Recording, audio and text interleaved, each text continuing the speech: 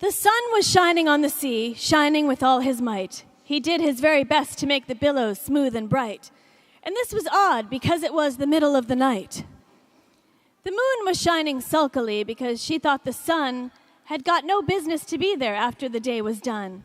It's very rude of him, she said, to come and spoil the fun. The sea was wet as wet could be. The sands were dry as dry. You could not see a cloud because no cloud was in the sky. No birds were flying overhead. There were no birds to fly. The Walrus and the Carpenter were walking close at hand. They wept like anything to see such quantities of sand. If this were only cleared away, they said, it would be grand. If 7 maids with 7 mops swept it for half a year, do you suppose, the Walrus said, that they could get it clear?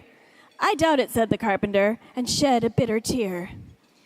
Oh, oysters, come and walk with us, the Walrus did beseech. A pleasant walk, a pleasant talk along the briny beach. We cannot do with more than 4 to give a hand to each. The eldest oyster looked at him, but never said a word. The eldest oyster looked at him, but never a word he said. 1870.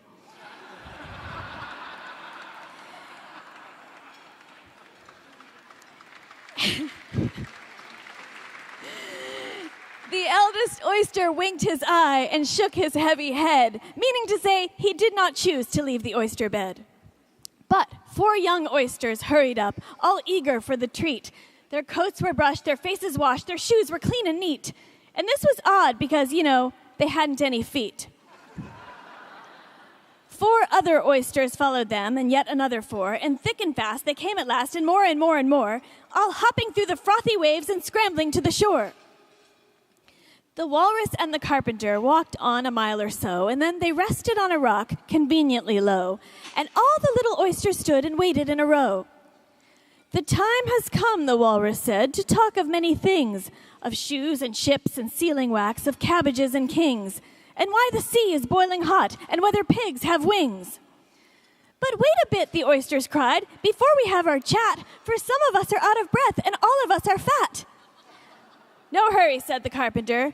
They thanked him much for that. A loaf of bread, the Walrus said, is what we chiefly need. Pepper and vinegar, besides, are very good indeed.